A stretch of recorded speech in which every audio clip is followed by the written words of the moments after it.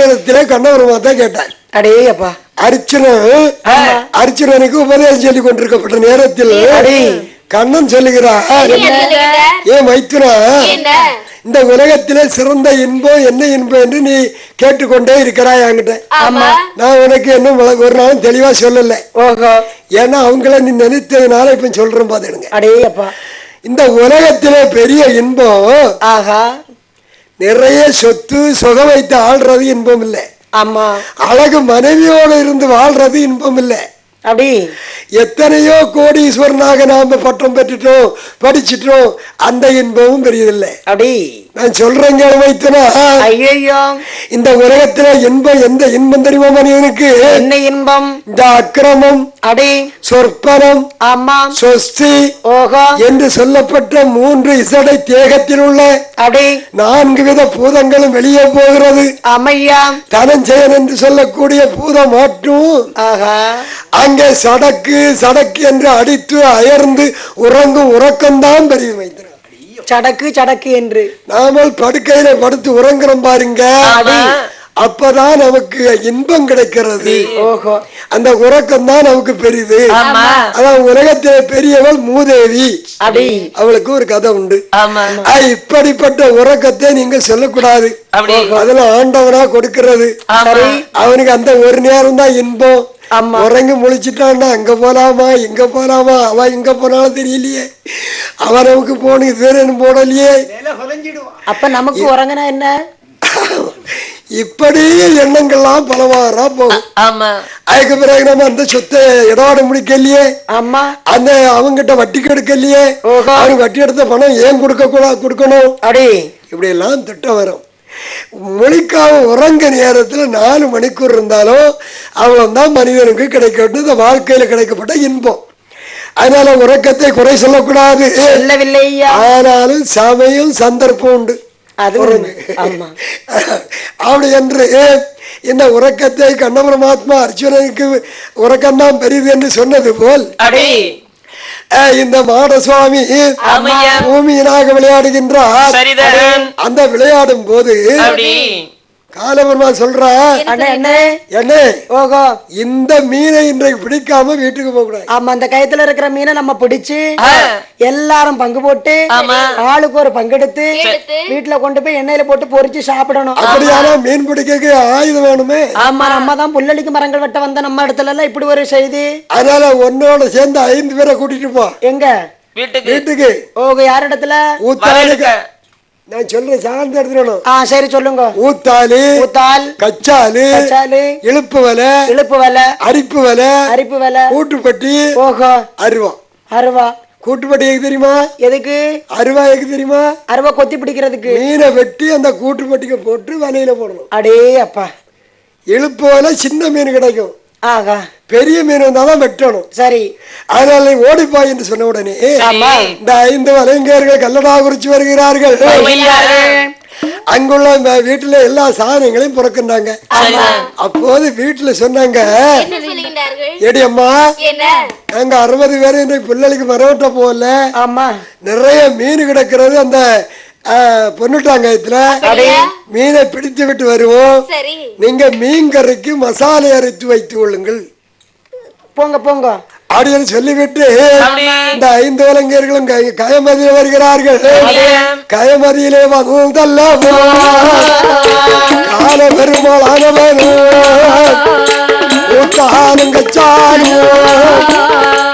உண்மையுடன் வீசுவார வீசுமந்த வேளையிலே மாயாண்டி சுடலை ஐயா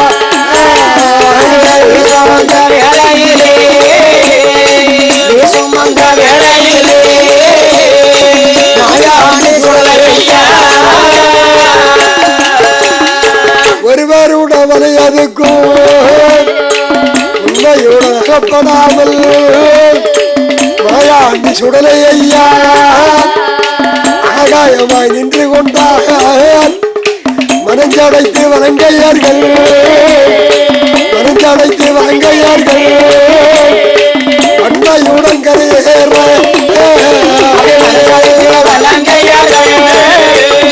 மனசடைந்து வலங்கையார்கள் மனந்தடித்து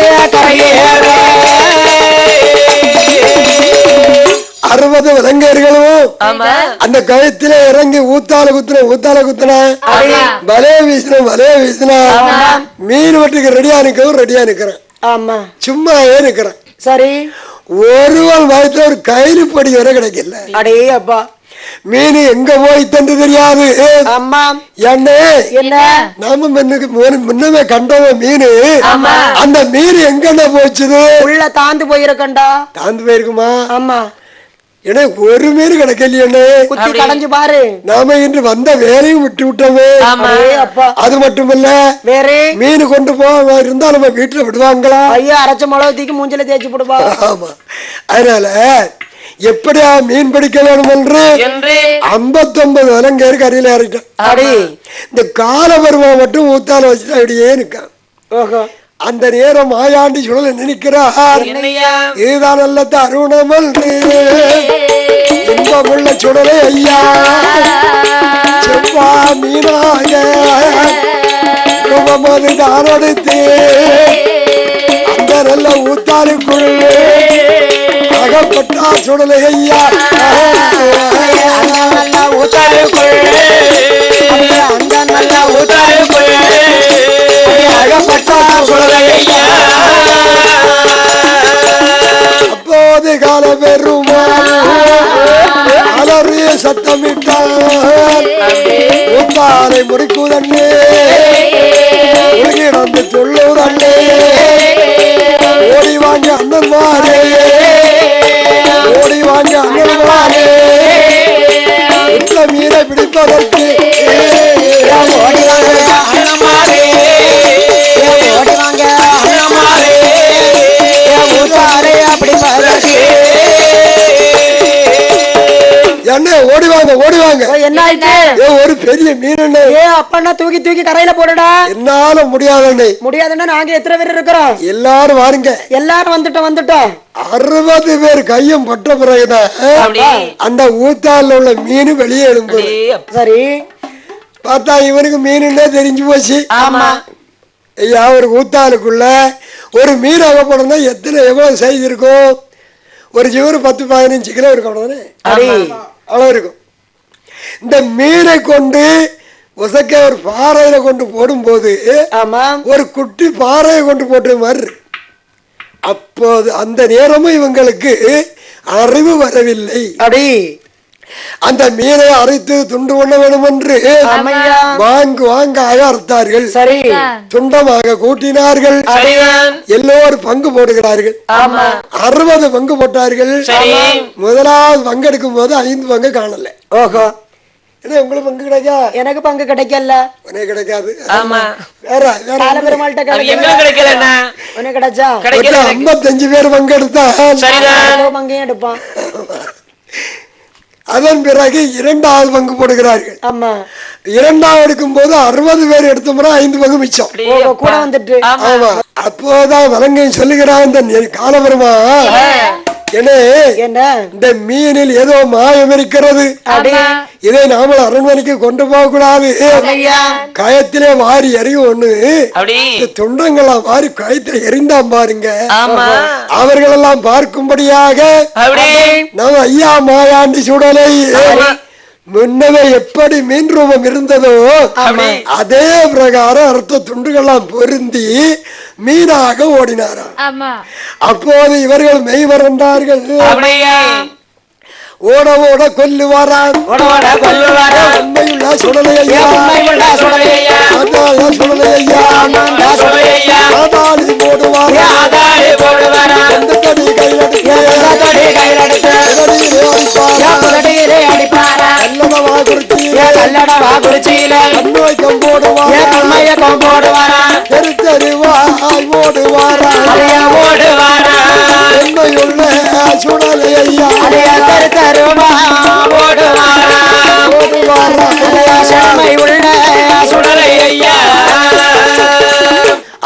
ஐந்து வலங்கையர் அதில வைத்துக் கொன்றார். 5 பேர் மட்டும் மிஞ்சினார்கள். இந்த 5 பேரும் ஊருக்கு வருகிறார்கள். ஊரிலே வந்து செய்தியை சொன்னார்கள். அங்கு மாயாண்டி சுடலை விடவில்லை. தெரு தெரு வாய் ஓடுவாராம். வீரனங்கள் சுடலை ஐயா வெல்லுவாராம்.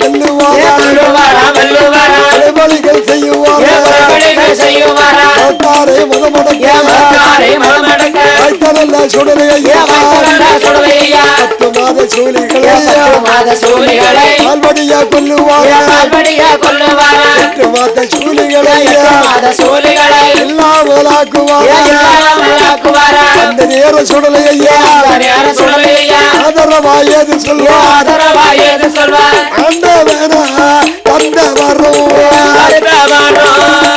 வரும் அழியானது ஒரு நாளும்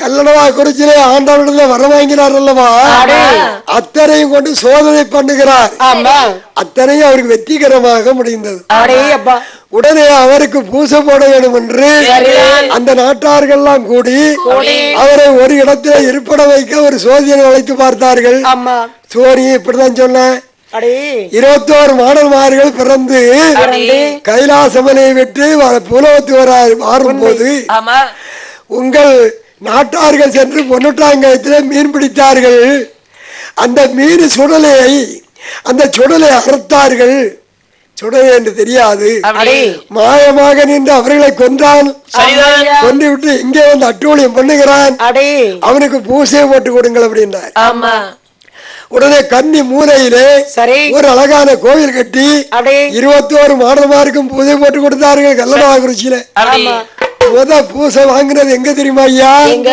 ஆரிய சாம்பாமார்கள் ஆரியக்கரையிலே இரண்டாவது பூசை கல்லணாகுறிச்சியிலே அங்கே வாங்கிவிட்டு சந்தோஷமாக இத்தனையும் பாவங்கள் செய்திருக்கிறோம் என்று எங்கே வருகிறார் சுடலை ஐயா தெரியுமா பாவநாச கயமதியிலே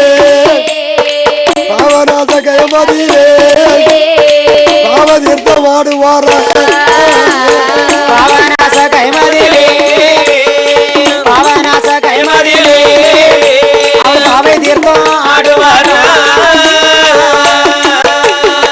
பட்டகராசன் கோவிலிலே மகத்தி வெளியறிவார ஆனப்பந்த ஒரு கையிலே அழுக்கு தடி ஒரு கையிலே குதிரை பந்த ஒரு கையிலே அழுக்கு தடி ஒரு கையிலே கல்லடமா கச்சைகளா தலையில் வந்த தலப்பாவும்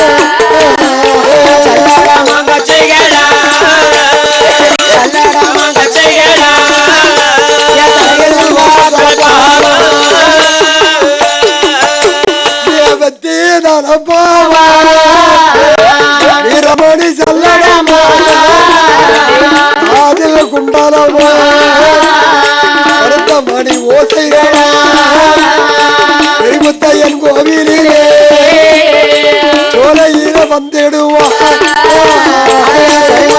கோவிலிலே சரிமுத்தையன் கோவிலிலே சோலையில வந்துடுவார்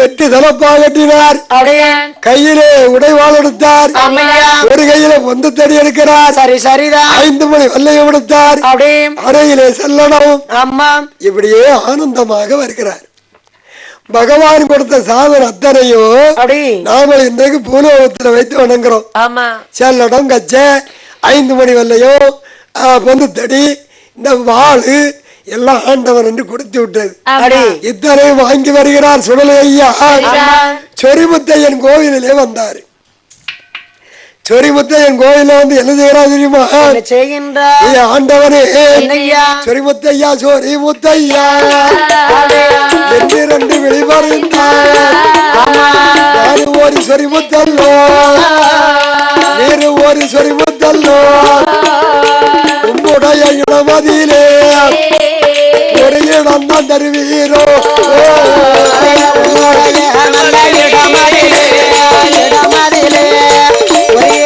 எனக்கு தருவாயனா ஒரு இடம் தான் தருவாயானால் உலகமெல்லாம் எனக்கு என்பது அழியாதே இவளழகா சுடலை ஐயா பள்ளியை அழியாதே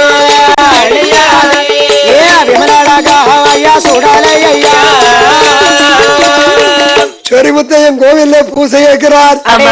மாயாண்டி சுடலை பூசை தரமாட்டேன்னு சொல்றேன். ஏன் தெரியுமா? என்னையா? ஐயா நானும் இங்க இருந்து பூசை வாங்கிட்டு இருக்கிறேன். ஆமா. நீ வார வரையும் போற வரையும் அது அவர்களை குமைத்து விடுவா. ஆமா. எனக்கும் பூசை தர மாட்டார்கள். அதனால என்பதை அழிச்சிடாதப்பா, நீ போன்ற எடுத்து போடுங்க. அப்போது மாயாண்டி சுடலை மனதுக்குள்ள ஒரு வர்ம வைக்கிறார். ஆகட்டு ஆகட்டென்று அவர் மனதில் வர்ம வைத்தார். அவர் மனதில் வர்ம வைத்தார். வர்ம வைத்து சுடலை ஐயா மலை நோக்கி தான் நடந்தார். வர்ம வைத்து சுடலை ஐயா மலை நோக்கி தான் நடந்தார். பக்குவத்தில் மலையேறி பருவரையில் வரும்போது வட்ட மலையேறி பருவரையில் வரும்போது ஒற்றகம்பாய் வளர்ந்த மரம் உடனே கண்டார் சுடலை ஐயா. ஒற்றகம்பாய் வளர்ந்த மரம் உயரை கண்டார் சுடலை ஐயா. அந்த நல்ல கொடி மரத்தில் அவர் உரைந்த சுடலை கண்டு. அந்த நல்ல கொடி மரத்தில் அவர் உரைந்த சுடலை கண்டு ஒத்த கொம்பாக வளர்ந்து ஒரு மரம் நிற்கின்றது. அந்த சொரிமுத்தையன் காவு கடந்து அவர்கள் மலையேறி வரப்பட நேரத்தில் கண்டான் கொடிமரத்தை சுடலை. அப்போது அந்த மரத்திலே உட்கார்ந்தான்.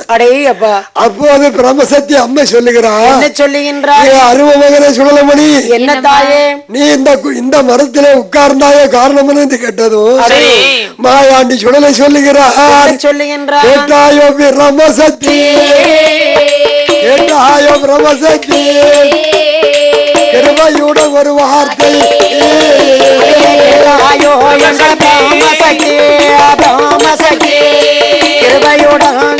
ஒரு வார்த்தை வெளி கிடைக்கும். எப்ப 8 நாளைக்குள்ளே சரி இந்த கொடிமரவட்ட திருச்செந்தூர்பதியிலிருந்து ஆள் வருமா? அந்த நேரத்தில் எனக்கு நிறைய வெளி கிடைக்கும். அந்த மரத்தோடு நாம திருச்செந்தூர் போகிறோம் பூசுவாங்க அப்படின்னு சொல்லி மீண்டும் என்ன சொல்லுகிறான் தெரியுமா?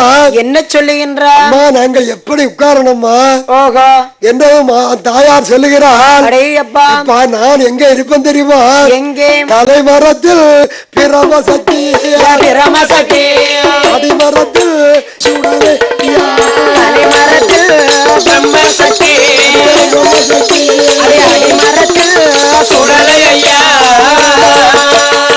மற்றமுள்ள மாடல் மார்கள்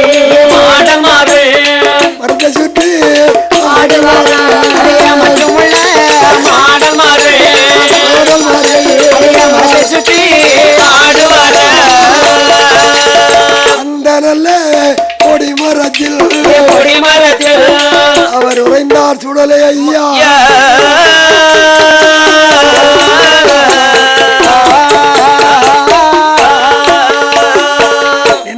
நடுநாள் கொடி மறந்தல் நிலையா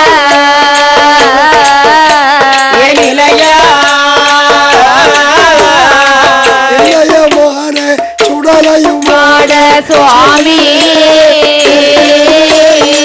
நிலையமாகிய சுடலையும் மாட சுவாமி. மண்டலத்தோர்கள் வணங்கிய கும்பிட்டு நம்மை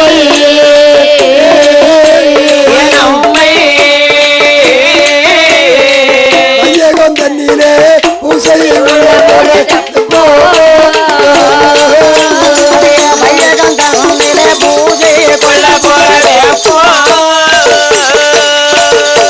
எப்போ வருங்காலம் என்றே சுடலை மாட சுவாமி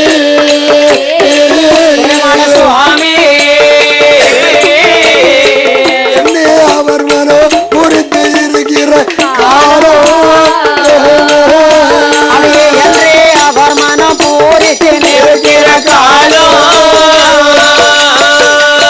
காலம் வருவது வேலைதான் அச்சுது என்ன அது என்ன கட்டுரை பெந்திரு சந்தர்வாளமை நான் கட்டுரத்தை நந்த செந்தூர் வளமைய கேளோ பேரால் பெரிய வடி வேலராயி தேவோ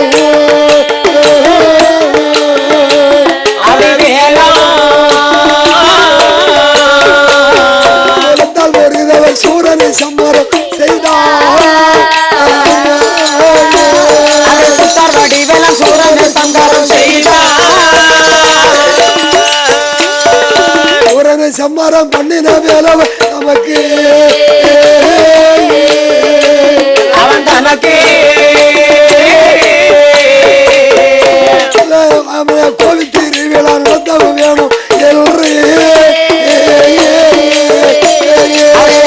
மகவே கொடிமரம் தன்னை வேண்டி